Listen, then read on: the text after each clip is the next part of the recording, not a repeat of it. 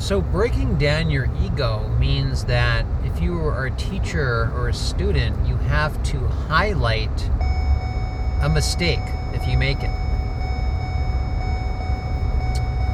And I want to talk about something that I just did. Because, as Ram Dass says, as you work on yourself, you help others, or as you're helping others, you're working on yourself. And I'm human, I make mistakes. And I thought I would play a little, try to compromise in a way that was not right. And I knew it the whole time, and I still did it. Let me tell you what I did. I had ordered a replacement piece for something. I ordered the wrong piece, okay? Now, I had taken the piece out of the box and tried to apply it to the device, okay? Therefore, causing it to not be new anymore, right?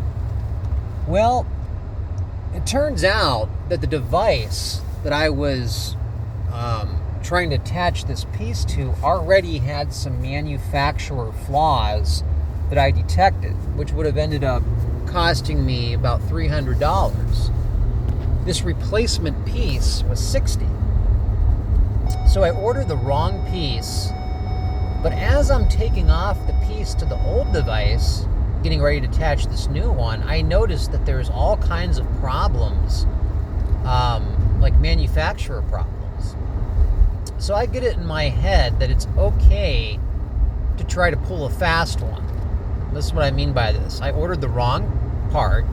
What I should have done is either taken the loss or tried to contact them and tried to swap it out for the right piece.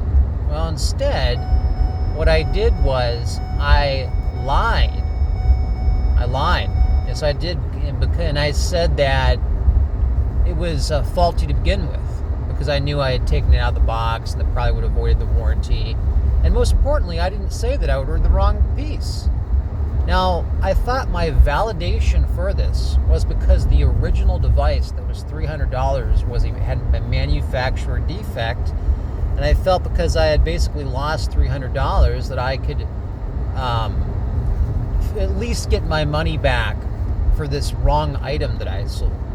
And in my mind, I thought that was the validation. I thought because I already had a faulty item from them that was, way more expensive than this piece, that it somehow validated me fabricating the truth. And, and so I opened up a dispute with the bank. I opened up a dispute,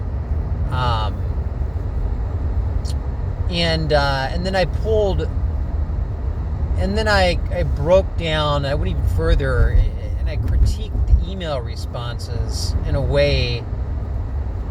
Look, I took pre-law, okay? I know how to do stuff, that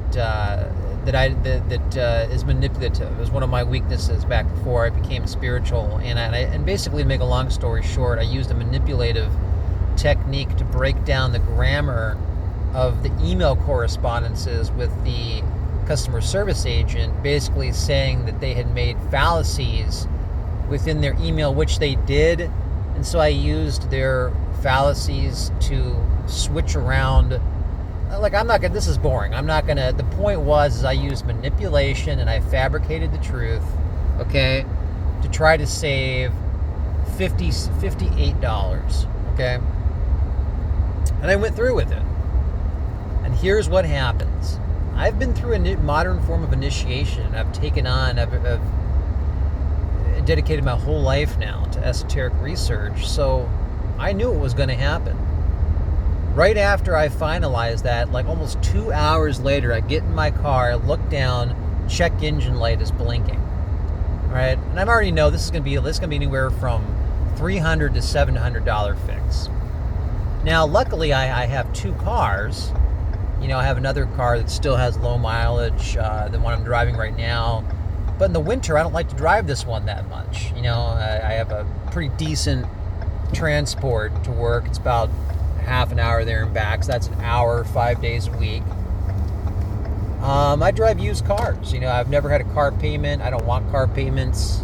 My credit's good. I could have car payments, but I drive these older cars, And it was just funny how it happened hours after I could have, instead of sealing that deal, I could have called the company back and said, you know what, this isn't right.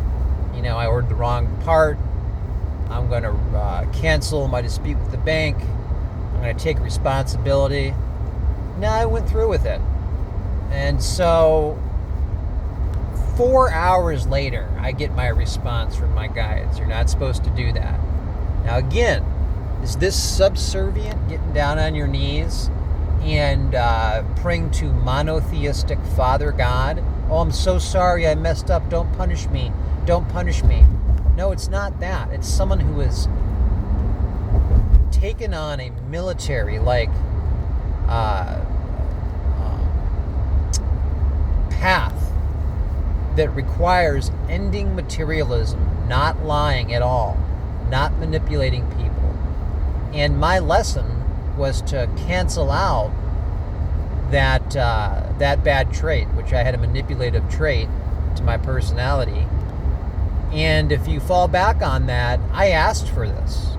Part of what you do as a student or a teacher is you ask another dimension for a privilege, and you say, hey, I'm not going to do this if you give me this.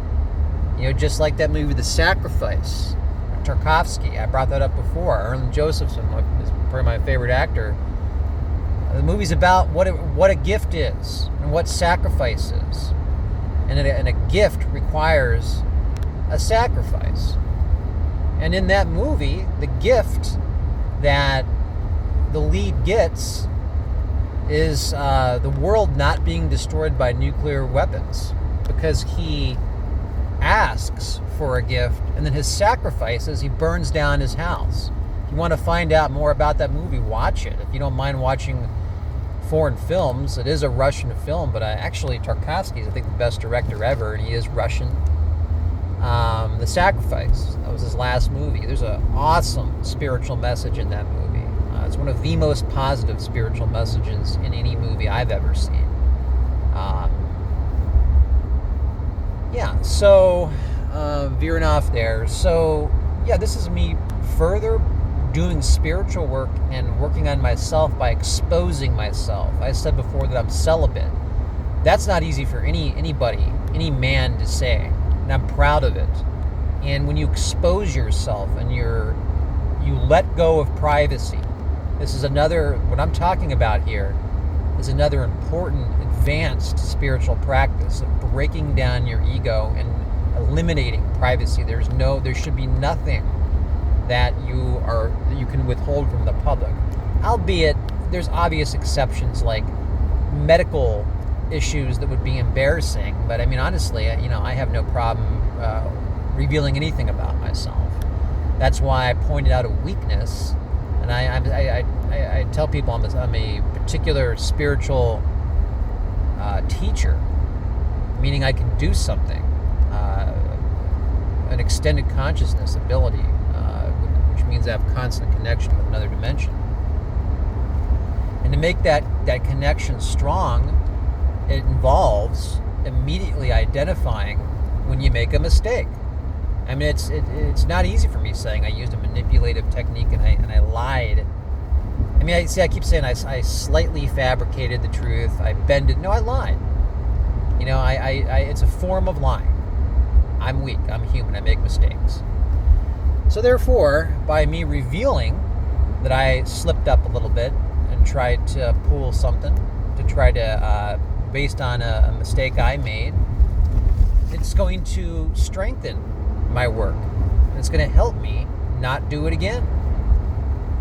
And, and the whole thing about me talking about being celibate, like that's major. If you can get to that level, I won't give myself credit for that, where you can freely talk about that, you're on your way.